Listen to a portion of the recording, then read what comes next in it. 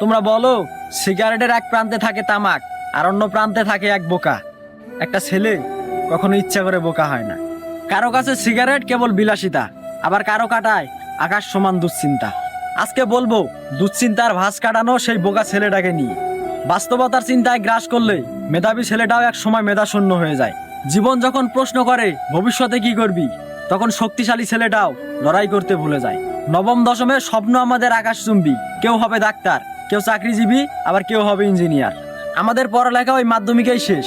এরপরে কেউ শ্রমিক, কেউ কৃষিকাজে, আবার কারো ছাড়তে হয় দেশ। লোক সমাজে বলা হয় পড়াশোনা ব্যতীত সাফল্য সম্ভব নয়। হ্যাঁ, আমরাও করতে চাই, তবে আমাদের বেলায় কেন সম্ভব নয়। এজন্যই সিগারেট জ্বালিয়ে দুশ্চিন্তার ভাঁজ কাটাই। কারণ আমাদের বাবাদের টাকা থাকে না, আমরা মধ্যবিত্ত ঘরের সন্তান। আমাদের জীবন সুন্দর করার আগে প্রয়োজন পড়ে ইনকাম।